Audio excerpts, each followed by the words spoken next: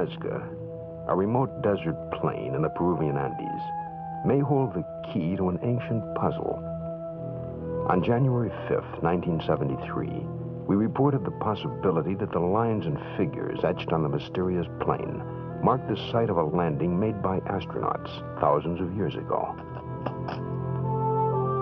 Since then, the strange drawings, visible only from the air, have been photographed by aerial survey, satellite, and the Skylab astronauts.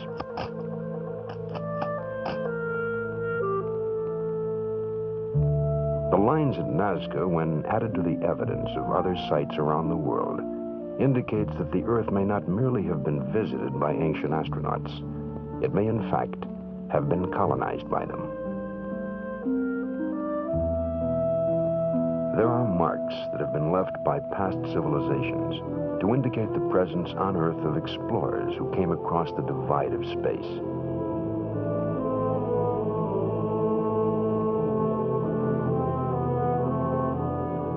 Did those colonists inspire the legends of gods who came from the skies? Can we find the historic fact of their presence in the myths of ancient man? 100 years ago, an amateur archaeologist decided that Homer's Iliad was not myth, but history.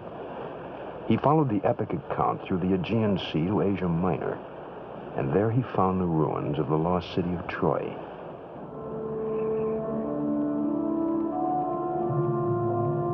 What other legendary places contain evidence that converts myth to history, that supports tales of events so far beyond the range of normal human experience they have for centuries been dismissed as allegory and legend? In the last 50 years, science has developed tools to date past events and probe ancient mysteries. So we are finding that old accounts take on new meaning. If we look for evidence that the Earth has had visitors from outer space, the best book at this time we can use is the Bible once again. In the Bible, the Old Testament, the book of the prophet Ezekiel, gives us a very detailed account of a visit, actually of several visits, of extraterrestrial beings to this Earth. It's possible that in the course of our history in the last 13,000 years that ships from Epsilon Botis have come here, have conducted survey missions, possibly even had small settlements established here for a time and pulled out again. As we left our tracks on the moon, so too must the ancient astronauts have set theirs on the Earth.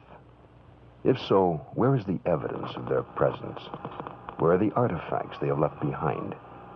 Perhaps the clues are not all buried in the past. Gemini 7 here, Houston 98. Loud and clear. 7, go ahead. Bogey at 10 o'clock high. This is Houston. Say again, 7. So we have a bogey at 10 o'clock high. Roger. Gemini Control here again. The reference in that conversation was bogey.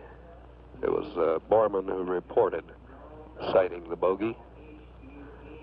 This is Gemini Control Houston at 4 hours, 24 minutes into the flight. Bogey is the code word for an unidentified aircraft. But a bogey in space is almost beyond belief. Or is it?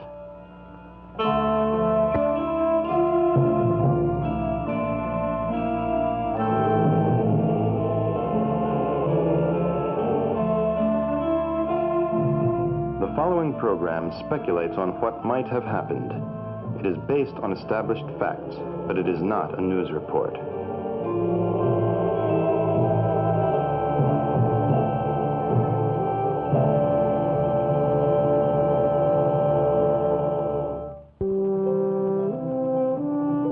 The sun in our heavens will burn for another 4 billion years. Then it will expand to a red giant.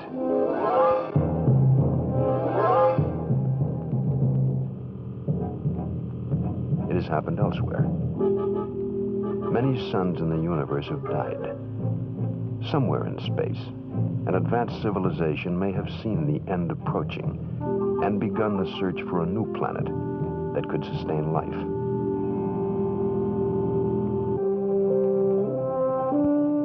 We have come of age in space. Our own explorations tell us it is possible that man-like creatures might have come here in their quest for a place to regenerate life.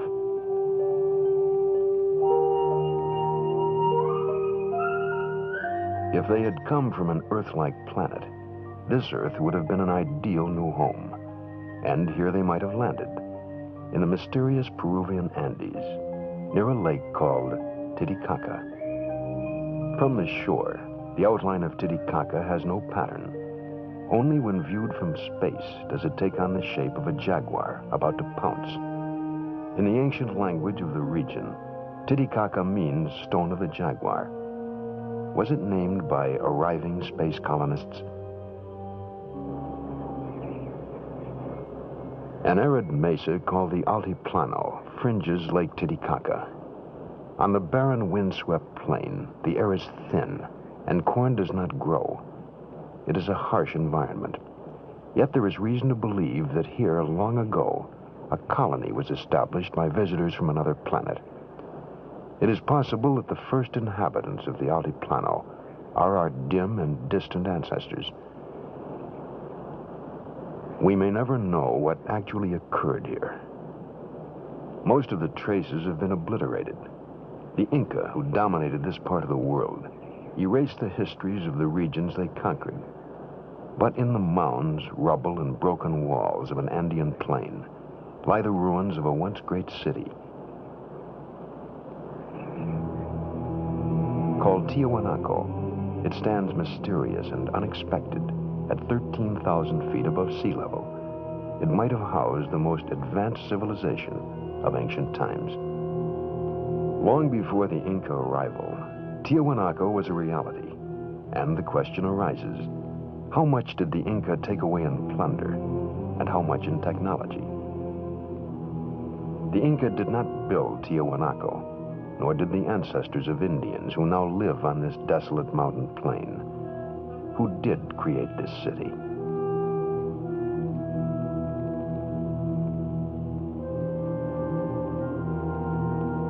Estimates of its age range from 1,200 to 15,000 years old. Could Tiahuanaco have been built by colonists possessed of a technology far more advanced than that of man? This subterranean temple is not unlike an anthropological museum or the trophy room of some big game hunter. The faces show a bewildering variety of shapes and expressions. Some are familiar, others alien, a range that covers the racial spectrum of man. Are these models of man or experimental designs for man?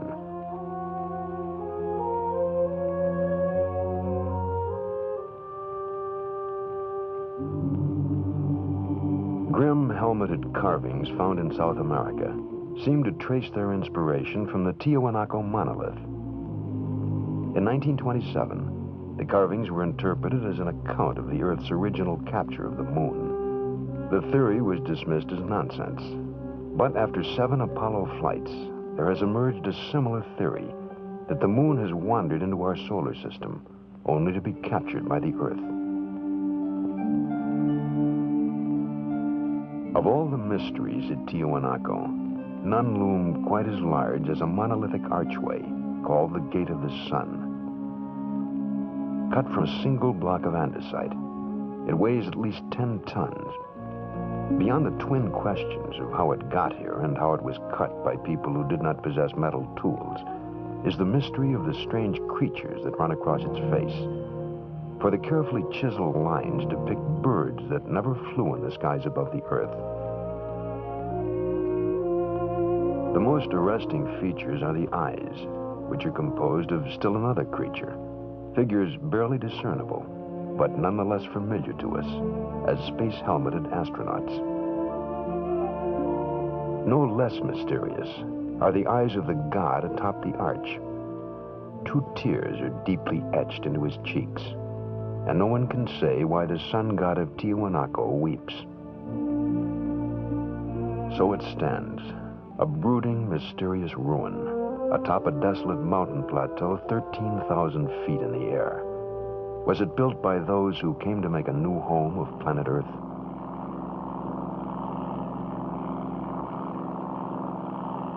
"300 miles away, on another plain, lie the strange lines of Nazca.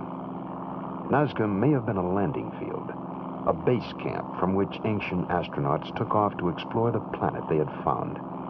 Perhaps, but the lines at Nazca, which take shape only when viewed from the air, might have another function, one directly related to space and suborbital travel. For these lines, radiating in all directions, look not unlike the route maps of a modern-day airline. Do they point the way to other outposts on the Earth? A route map for the Earth's original colonists? If followed, where will they lead? One line pointing east leads to a remarkable, unexplained artifact, 300 miles away. No one can say when the great stone of Saiwiti was carved, nor do we know what tools were used, but here it stands. Various interpretations have called it a sacrificial altar, a city plan, a map of the universe, and a model of colonial outposts on Earth, complete even to the agricultural terraces that make farming possible in the mountains. The terraces in the Peruvian Andes, for example, have been in continuous use for centuries.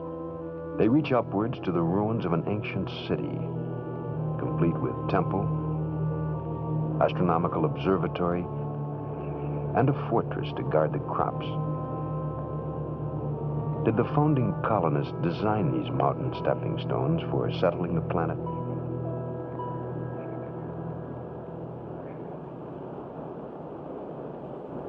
Sacsayhuaman is a megalithic fortress, presumably built by the Inca.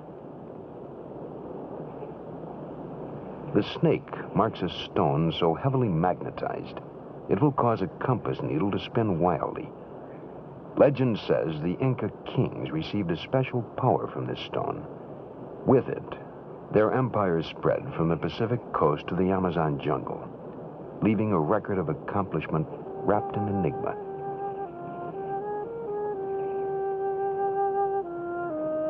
The Inca knew nothing of the wheel, and yet their roads are still in use today. They had no alphabet, yet they developed an engineering technology that built structures such as this. Or did they?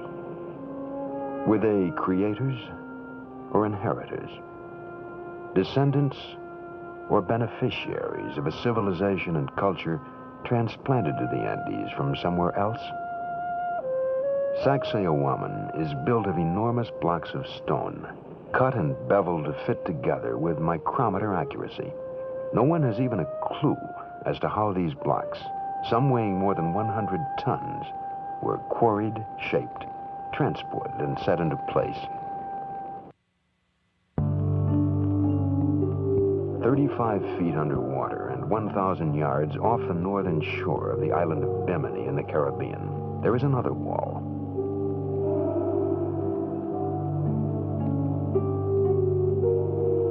There's absolutely no indication of who might have built it, but the huge blocks bear a striking resemblance to the masonry of the Incas. Some scientists claim it is a natural formation and not a wall at all. But if ocean currents cut the stones in the sea bottom, did they also cut them at right angles to each other? The Bimini Wall is but one of many mysteries in the Caribbean region known as the Bermuda Triangle. Here, ships and planes vanish under circumstances that defy all logical explanation.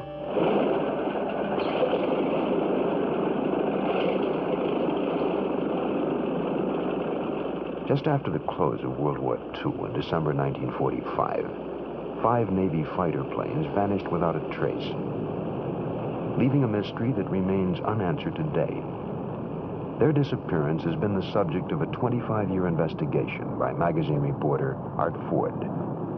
Well, a routine naval air patrol took off from the Fort Lauderdale Naval Air Station. 5 planes, 14 crew members, 5 different radios. After the planes were in the air a few hours, they vanished. 5 radios did not give a coherent reason why they vanished. The men were never seen again. No wreckage of the planes was ever found. There was no radio contact after they were lost. A search plane went up after them with 13 men aboard, with every bit of equipment necessary to find them. It vanished within 7 minutes. Particularly significant in the case of the missing planes was the radio transmission report that remains in the record in the archives in Washington. Lieutenant Robert F. Cox was flying out to try to find Flight 19. He said on the radio, "What is your present altitude? I will fly south to meet you." And Taylor, who commanded Flight 19, replied, "Don't come after me." He was warning his fellow flyers who were trying to rescue the plane, which they thought was lost, and he said, "They look like they're from outer space. Don't come after me." More than 100 ships and airplanes have been lost in the Bermuda Triangle, taking with them 1,000 lives. There is no explanation for the disappearances that have taken place in clear weather and calm seas. But now we have one more question. Is this the corridor to outer space? Did the first colonists plant a homing device, a navigational aid, under these waters, a beacon for spacecraft to home in on, that somehow interferes with our own navigational devices?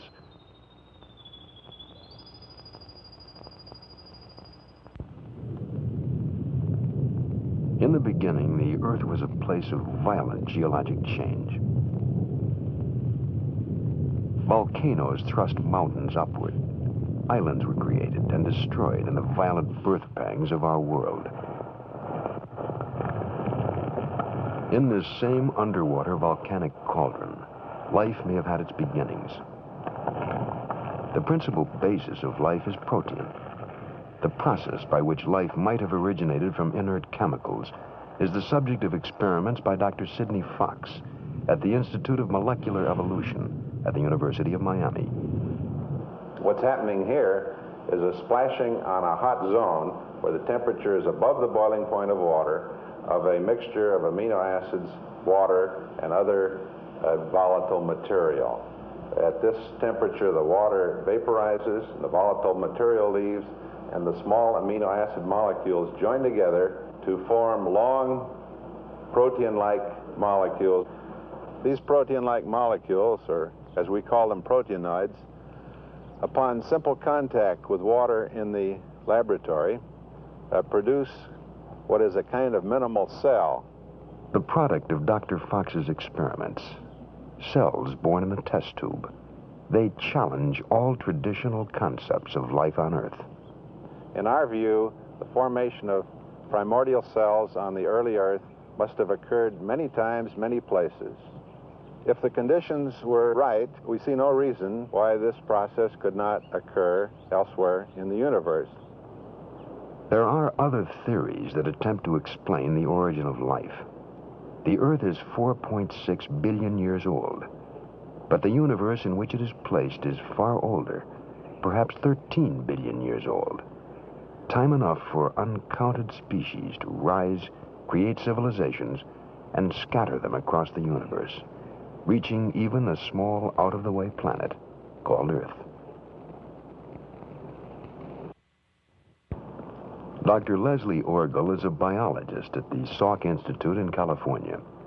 He and Nobel Prize winner Sir Francis Crick developed the theory of directed panspermia, the idea that life on Earth was sent here by a superior civilization. Dr. Orgel.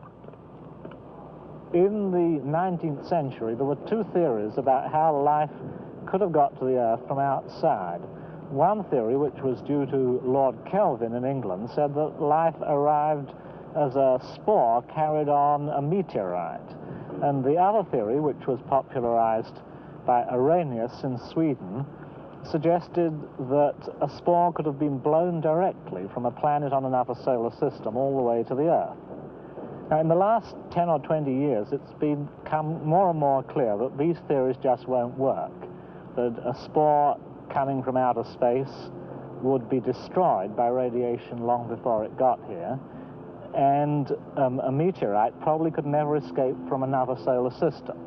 Now, directed panspermia is a sort of last attempt to resurrect the theory that life could have come here from elsewhere, and the notion is that maybe life was deliberately sent here by a technological society on some other planet, probably in our own galaxy.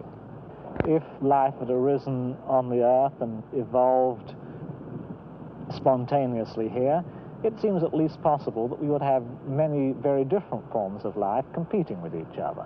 In fact, we know that all living things have evolved from a single cell which inhabited the Earth about 3 or 4 billion years ago, and there don't seem to be any traces of any competitors of that sort of a cell. Now, there are perfectly normal biological explanations of this that don't call for anything magical or anything extraterrestrial, but even when all is said and done, it remains a little bit surprising that there isn't any evidence for other sorts of organisms than the ones we see. If a rocket had crossed the reaches of open space and brought to Earth the seeds of life, then it is possible that the seed of man also traveled here, directed by intelligence from another planet. Did the primitive Peruvians also know of these origins? If they did, it would explain why they carved fertility symbols from only one material, meteorites. For thousands of years, Neanderthal was the most advanced primate on Earth and a logical ancestor of man. But Neanderthal suddenly disappeared 35,000 years ago, and a new presence appeared on Earth, Cro-Magnon. So different is he from Neanderthal, most scientists cannot account for his presence. They know only that suddenly these creatures began to walk the Earth. We are their descendants. But the question remains, are they descended from the stars? Or did they receive from some ancient astronauts the knowledge and tools that enabled man to rise above the other creatures struggling for survival on Earth? Do ancient drawings commemorate such an event?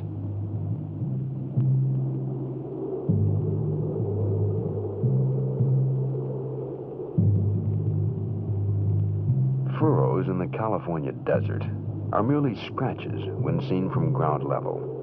But from the air, they take on astonishing shapes. They were formed by men who lived here thousands of years ago. Men who could not possibly have sculpted these images without some direction from an observer high in the sky.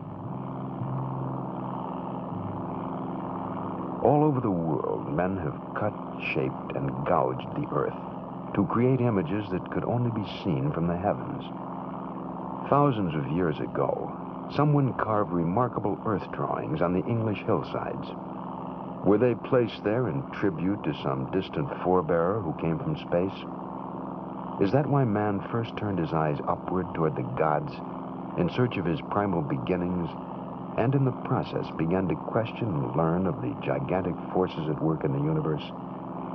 Is that how man's first science, astronomy, came into being?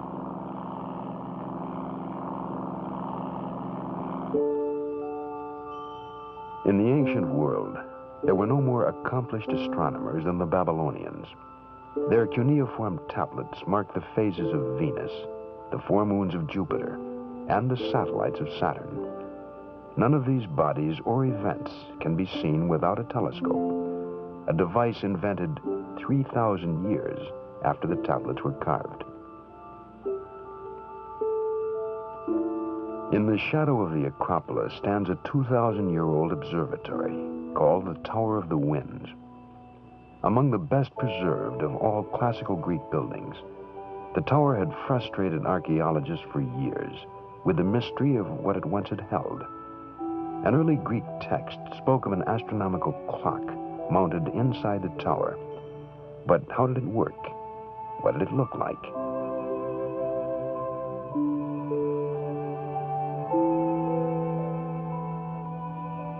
No one could say until a Greek sponge diver found these clockwork gears in the sea.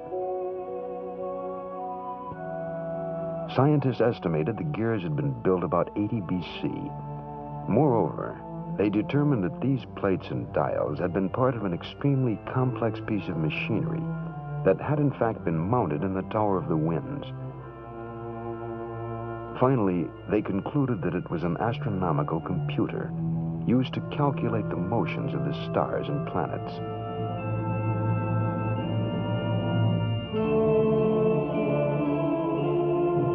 A stone circle crowned Sacsayhuaman. It may have been an astronomical calendar. No one knows precisely how it was used, but alternately, sun and shadow fill the boxes that compose its rings. The Inca called this the hitching post of the sun. With it, they marked the seasons, but it also had a religious purpose. It served to tie the Inca directly with the stars from which they claimed descent, and perhaps their claim was also made for all mankind.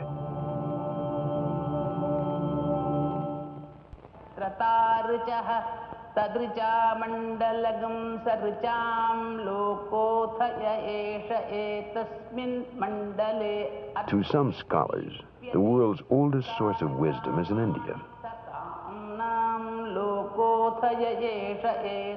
This chant is part of a spoken encyclopedia called the Veda.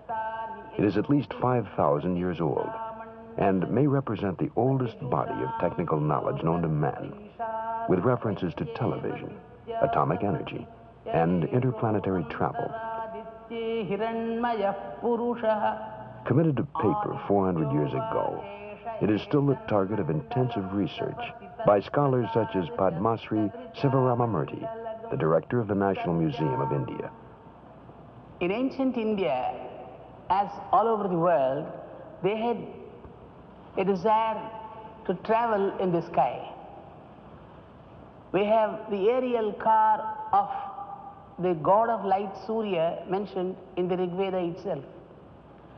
We have also the Pushpaka Vimana, a wonderful aeroplane that could carry any number mentioned in the Ramayana. A real aerial car managed by an engine. The rishis could transport themselves to any planet that they wanted because of their siddhi. A force known as Sidli was said to exist in the world of the ancients. Using Sidli, they could transport themselves anywhere on Earth, into the skies, and finally to other planets. What was Sidli, and who brought it to Earth? If the tales and images of space travel were limited to India, they could be dismissed as the product of overworked imaginations. But how then could we account for primitive drawings in the rocks of Indio County, California?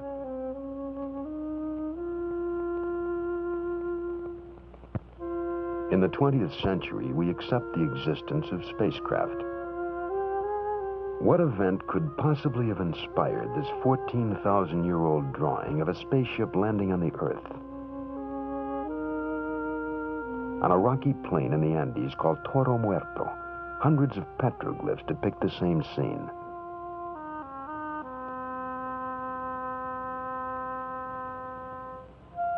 Are ancient figures with spacesuit-like costumes the record of beings actually encountered?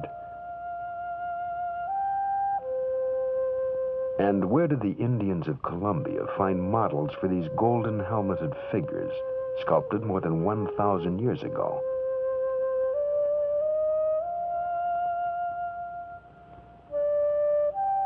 The same people molded these golden objects, which look startlingly like a modern delta-wing jet fighter plane.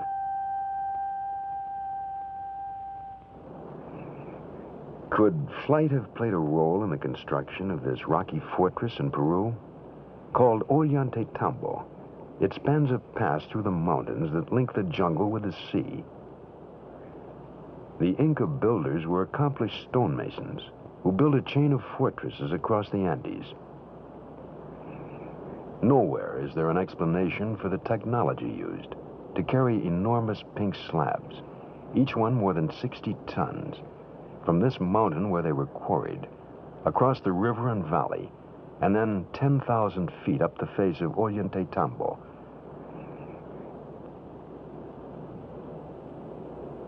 Could it be explained by a force known in ancient India as Sidley?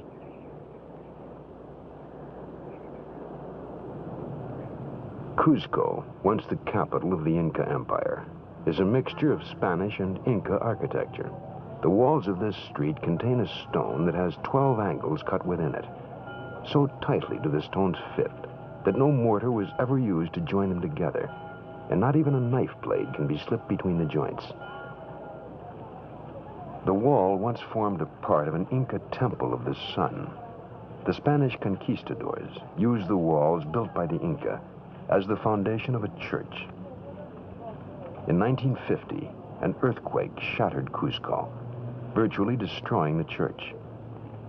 Today, the people of Cuzco are still rebuilding the church atop the ancient earthquake-proof structure. The original walls, however, remain standing. Again, the question arises, did the Inca receive this building technology from the original colonists? The strangely knotted strings are called quipu. No one today can read them. But when the Spaniards first came to Peru, the Inca kings would call upon their rememberers who would consult the quipu and account for every kernel of corn and man, woman, and child in the empire. But the quipu were more than a numerical accounting system, for with it, an accomplished rememberer could call forth epic poems, historic dates, and events. The knots show how the decimal system was used in the quipu, but added to them were colored threads that offered subtle nuances and shades of meaning that are forever lost to us. So sophisticated was the quipu, however, that some investigators believe it was the Inca version of a computer punch card.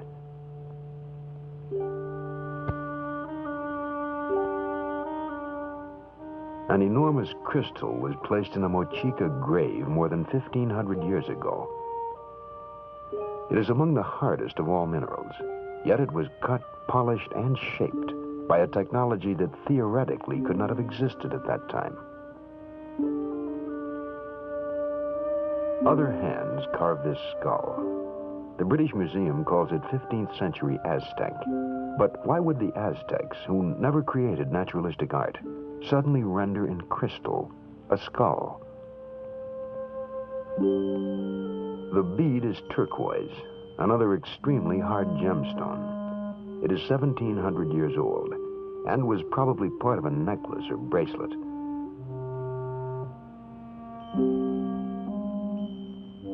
The hole in each bead has a diameter of 0.19 millimeters. Even today, we can barely drill holes that small. The ibis is native to Egypt, but it was carved into an ancient stone printing roller found on the Pacific coast of South America, 8,000 miles from Egypt.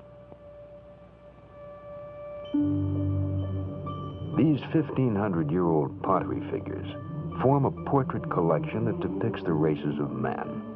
All are separated by time and distance, and yet somehow the potters of an Indian tribe called the Mochica cataloged races they theoretically should never have encountered.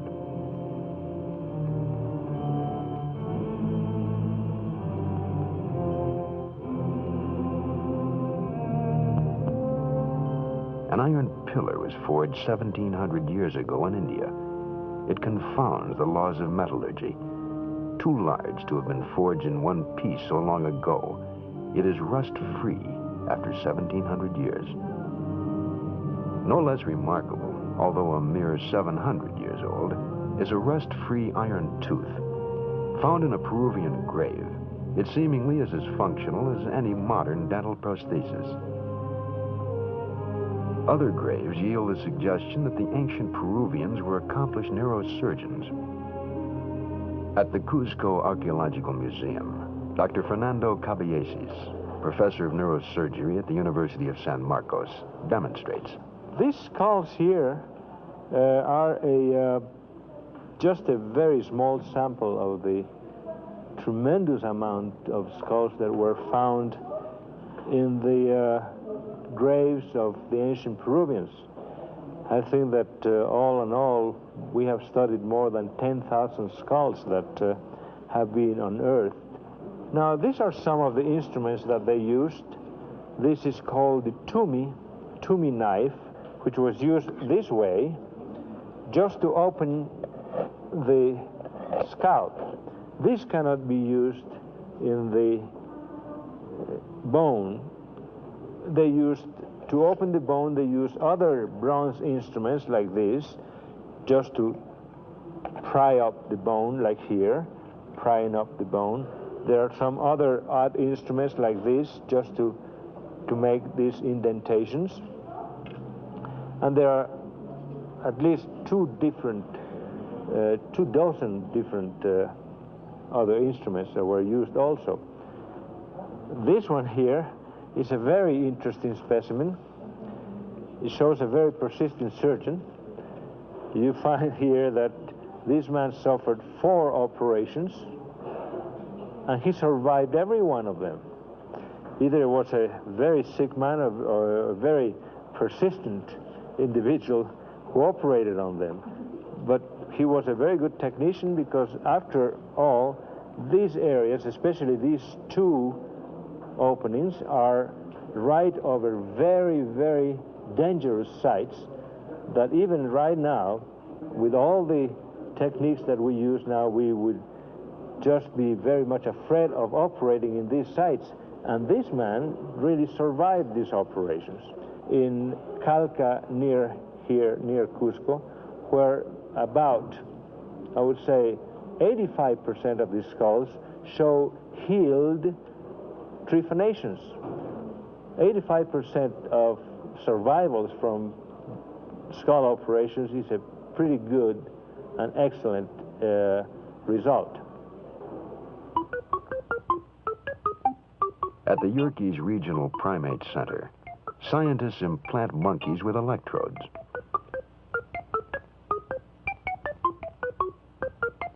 The experiment stimulates the brain with radio waves and thereby controls behavior. Are today's scientists seeking knowledge already gained by similar experiments performed centuries ago?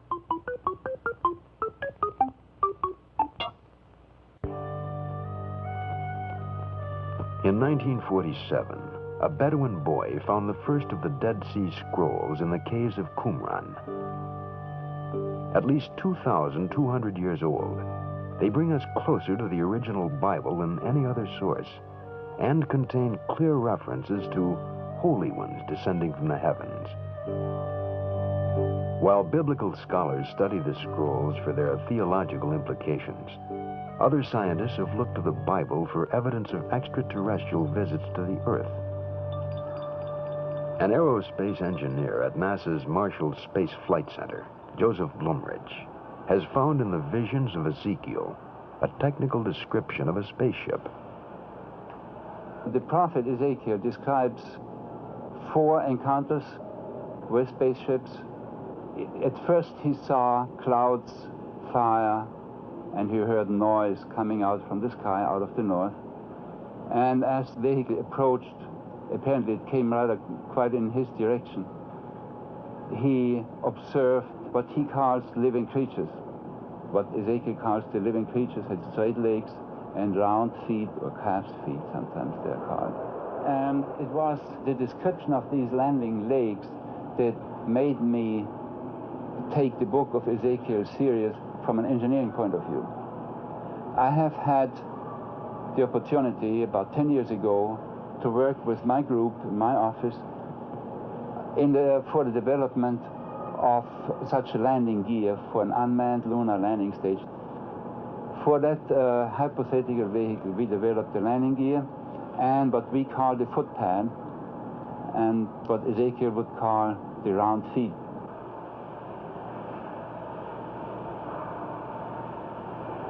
Translating Ezekiel into engineering terms, Mr. Blumrich had these artist sketches made of a landing vehicle supported by 4 helicopter units.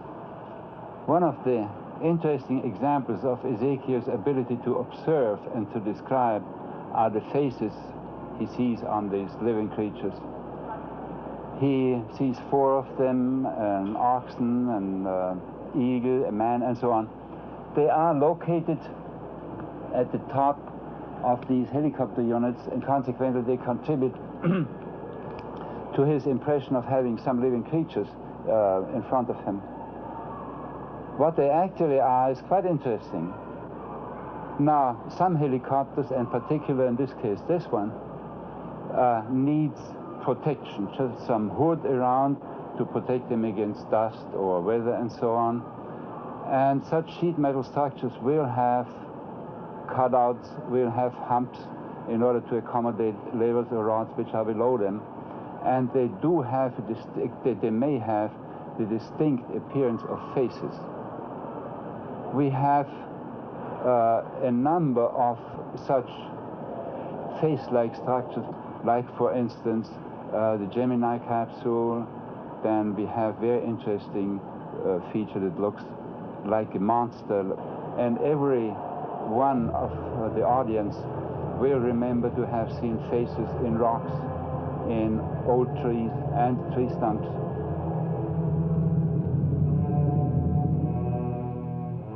Jericho was built more than 9,000 years ago. Here man has lived continuously for a longer period of time than anywhere else on the face of the earth. And here remains one of the most puzzling of ancient mysteries. Great walls 12 feet thick made the city impregnable. But Joshua called upon his priests to blow their trumpets, and the walls came tumbling down. But how?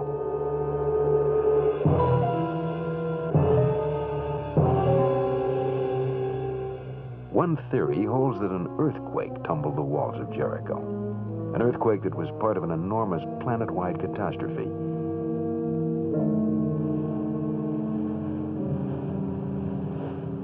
Around the world are indications of great disasters that might have caused the gods, themselves colonists on an alien planet, to flee impending doom. Did their departure inspire all the myths of Atlantis? Could there have been several colonies, blurred by time into the one Atlantis first reported by Plato? Are legends, in fact, the histories of visitors from afar who colonized the earth? Plato told of a fabulous kingdom that was then more than 9,000 years old. Whatever fragrant things there now are in the earth, or woods, or essences which distill from fruit and flower, grew and thrived in that land, wrote Plato. They constructed buildings about them and planted suitable trees. Some of their buildings were simple, but in others they put together different stones, varying the color to please the eye and to be a natural source of delight. They had such an amount of wealth as was never possessed by kings and potentates, and is not likely ever to be again.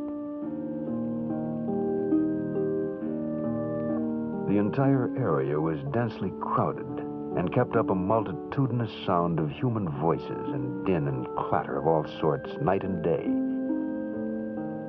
There were kings' baths, and there were separate baths for women, and to each of them they gave as much adornment as possible.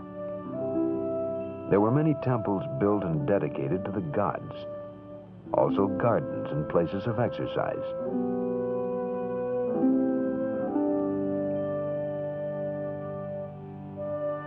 Over the centuries, the people of Atlantis apparently succumbed to the greed that seems eventually to afflict all civilizations.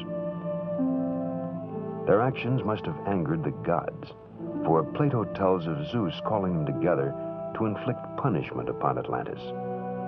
And when he had called them together, he spake as follows. And here Plato ends his tale in mid-sentence. But the people of Atlantis had been warned, and they fled the island in haste.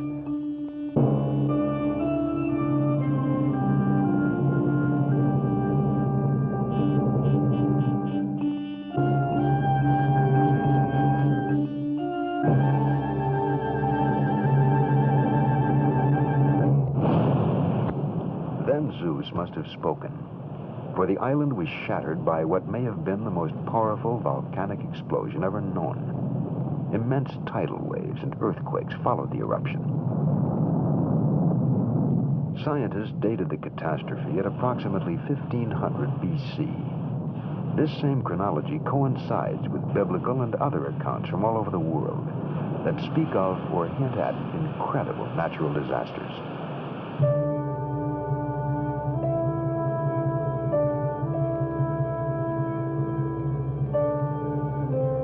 In Plato's time, this island was known as Thera.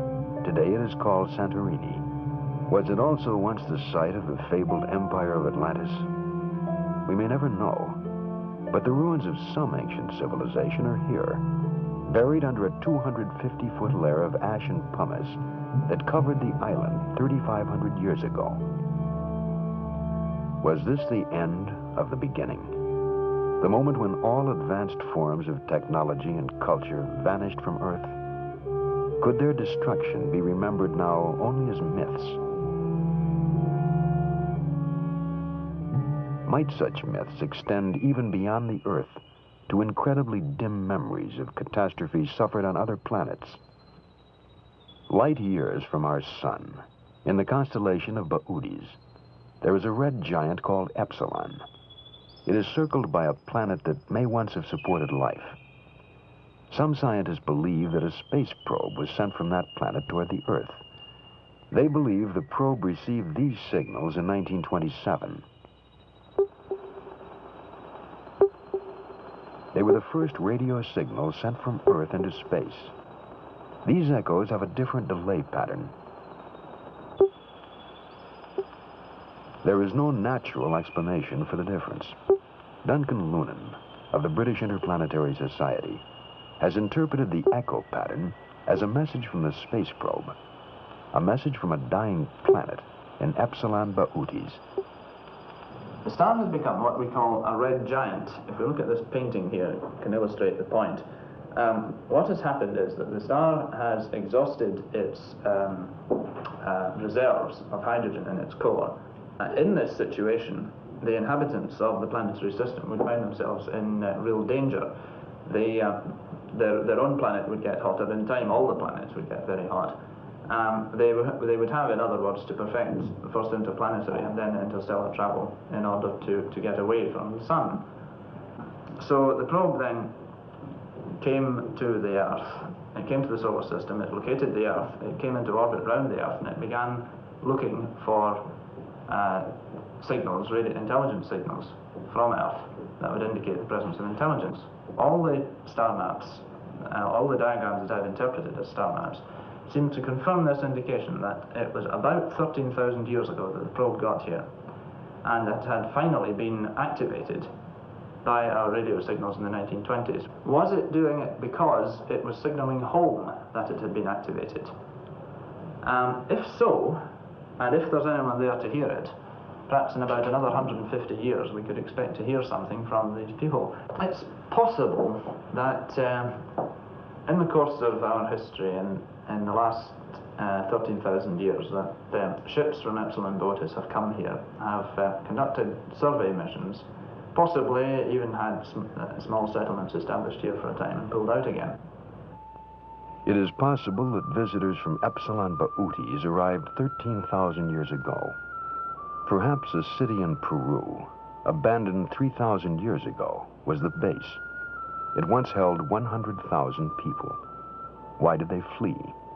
We will never know, for they left nothing of themselves, no trace of their presence, except a silent city of mud walls.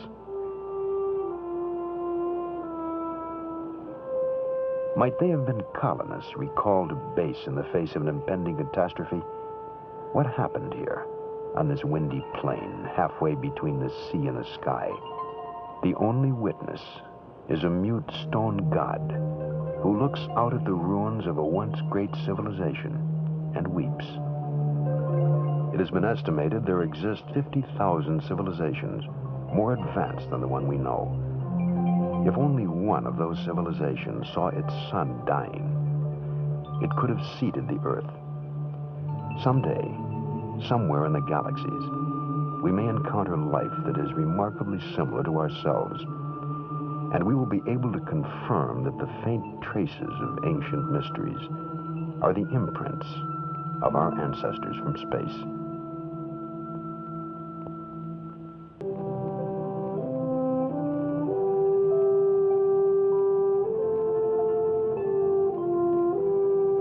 Man has been in space since 1957, when the Russians first orbited a grapefruit-sized satellite called Sputnik. Since then, men have walked upon the moon and lived in laboratories that orbit the space between the Earth and the moon. Soon we shall reach out to the other planets of our solar system, and then to the stars. But even before men ever dreamed of space travel, they reported on visitors from space. And to this moment, the reports continue. Are the most recent UFO sightings evidence of continued alien interest in the Earth? Is someone in space still watching the descendants of a colony sent to Earth thousands of years ago?